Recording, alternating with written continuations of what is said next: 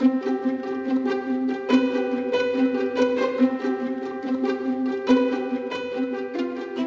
there, in this tutorial we're going to make these artboards in Illustrator. Okay, this is going to be our desktop size, this is going to be our tablet size, and this is going to be our mobile size. So let's work out what sizes we need to make these first, and then we'll go and build them in Illustrator. So we need to work out what sizes to use, and that can be a little bit tough because it changes over time and there's so many device sizes. But I've got some basics for you to use that what most people use. And if you want to be more informed about kind of what's coming out or what devices are there, there's a really cool site called mydevices.io/devices. So go to that whole URL there in one go. And it just gives you kind of interesting stuff about what sizes. Now, ignore these physical heights and widths, use the CSS widths. Okay, this is what we use as our designers. Okay, this is pixels wide. And we can see the new iPhone 7 is 375 pixels wide. So that gives you a good gauge of like, okay, so maybe my mobile needs to be about that, or at least include it because it's one of the more popular phones. You can see the 6 Plus, okay, the big giant phone is even bigger, and I kind of ignore that one. I let him deal with the tablet size because it's such a big phone. It's that big phablet thing. Okay, covers iPhone 6, and you can see all the earlier ones as well. Don't get above 357, okay, 375 even. And so I often just pick my mobile size to be 400 to include all those, but you will be excluding a couple. Okay, the big giant phablet one. I think there's some ones down here like Nexus 6. Okay, it was slightly bigger. It's a big phone. It covers most of them. Okay, BlackBerry Passport's massive. Okay, so that's for mobile. You can see down here for tablet, just underneath. You can start looking at these ones. I kind of ignore the iPad Pro. Why? Because it's as big as a desktop. If you've ever gone into like an Apple store and seen the MacBook iPad Pro, they're massive. Okay, so I don't design for those for tablet. I leave those to use the desktop size, but I do cover this one. So that's the size I use for tablet. Okay, 768. Now there's no reason why you can't specifically pick other sizes. If you're working with a developer or a web designer after this project, ask them. Okay, say, hey, I'm designing the site. What sizes do you need? Okay, and they might give you ones that are different I'm giving you here, but these would be really typical. So 400 for the mobile, 768 for the tablet, and then you get up to desktop. Okay, and desktop's a bit of a different one. It's what you want to design for, and I'll give you what I do. So let's go and do File New, and we'll start with the desktop as our first design. You can see if we go to web, okay, we've got a lot of different sizes here.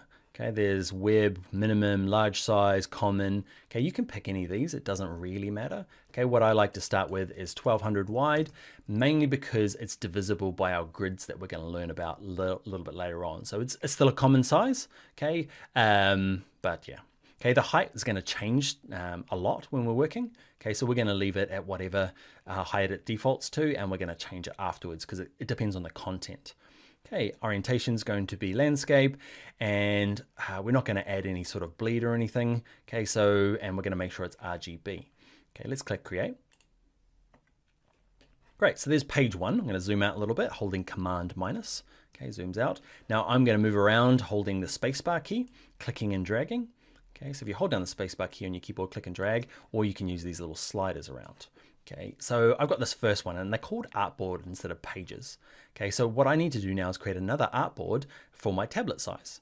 So what I'm going to do is, there's a couple of ways. The easiest way is to up here, there's one called the artboard tool. Click on him. Okay, and that kind of allows me to change the size of this if I want to. But what I'm going to do is I'm going to click this little option here that says new artboard. Okay, and you can see my kind of cursor becomes loaded with a duplicate of this guy. I'm just going to, you can click it anywhere. I'm just going to say you live there. Okay, I'm going to slide across using my spacebar. Now, how big should the tablet be? Okay, I'm going to deal with, we're going to be doing the width and height, not the X and Y coordinates. Okay, so we want the width and height. Now, we kind of talked about it before. How wide is it going to be? It's going to be 768. Okay, and how tall is it going to be? It's going to be depending on the content.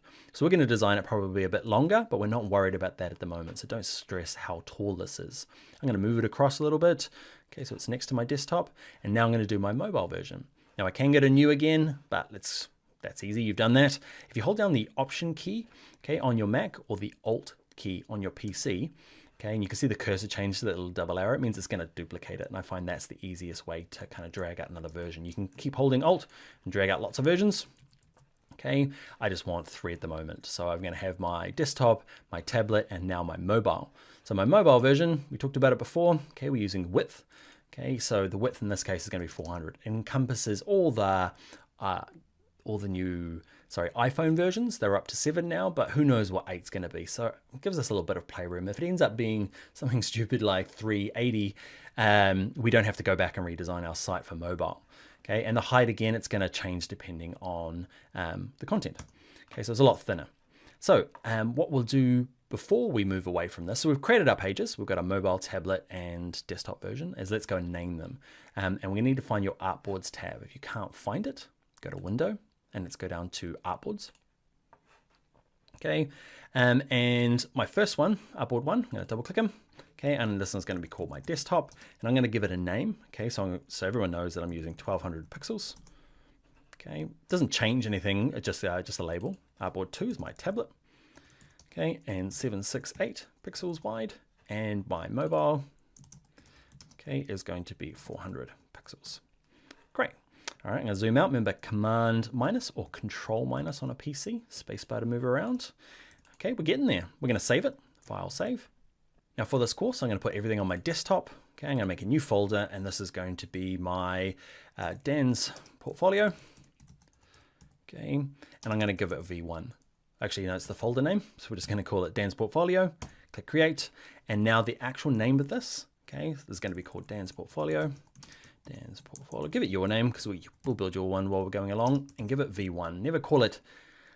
It needs some sort of version number. It can be numbers or letters. Never call it final. Final is the kiss of death. You've probably got files called Final 2, Final Revisited, Final New.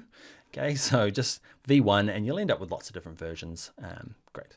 Let's click save. Leave everything by default here, and let's click OK. And that, my friends, is how to pick the sizes and create your first artboards for our design.